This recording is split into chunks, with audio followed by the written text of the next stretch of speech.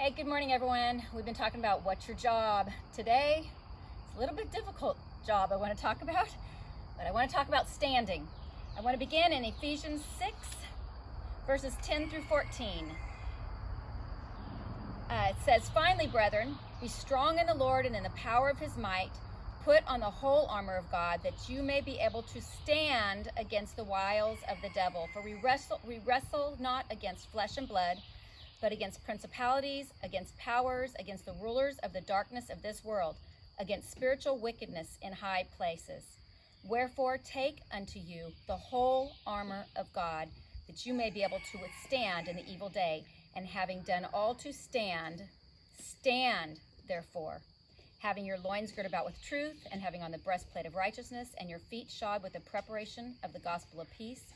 Above all, taking the shield of faith, wherewith you may be able to quench all the fiery darts of the wicked, and take the helmet of salvation and the sword of the Spirit, which is the word of God, praying always with all prayer and supplication in the Spirit, watching thereunto with all perseverance and supplication for all saints."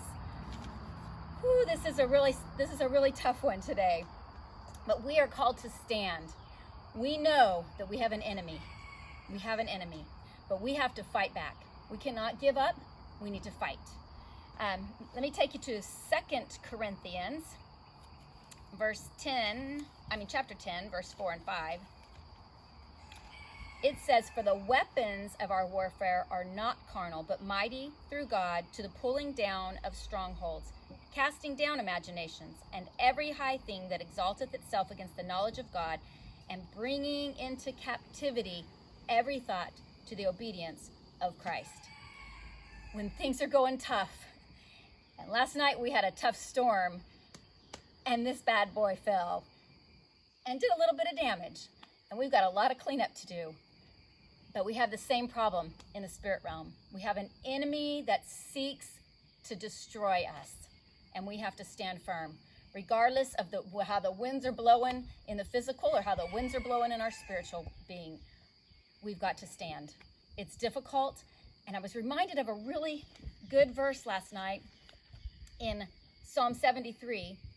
It says, "My flesh and my heart faileth, but God is the strength of my heart and my portion forevermore. He is my rock." Sometimes we go through storms in life, we go through things, and our emotions just get all mixed up. We get sad, and then we get mad, and then we get happy, and then we get bitter, and sometimes we don't understand our own emotions. But God is the strength of our heart and our portion forevermore.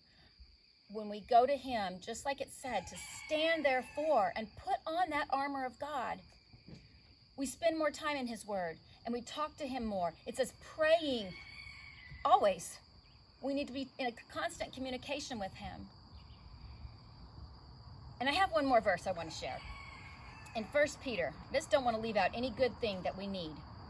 In 1 Peter 5, 8 and 9, well, let's start at 7, because it says, "Casting all your care on him, for he cares for you." You need to give everything over to him. All your thoughts, all your fears, all your doubts, all your frustrations, all your sadness, your sickness, everything.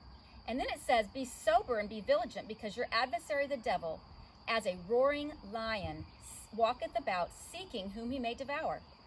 Whom resist steadfast in the faith, knowing that the same afflictions are accomplished in your brethren that are in the world." There's nothing new under the sun.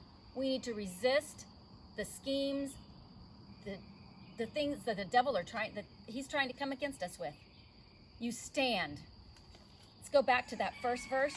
It says, "Having done all to stand, stand therefore." Today, I've got my gloves. My husband's out here with his chainsaw. I've got my work clothes on, and we are ready to do battle against this tree that fell last night. And we are ready to clean up this mess. But God is ready with his boots and his gloves and his armor, all of that armor. He's got it ready for you to take on, to go to battle against this enemy that comes to seek you and to destroy you and your family and your jobs and your life. It's time to stand. Today, get on your spiritual boots and stand against the enemy.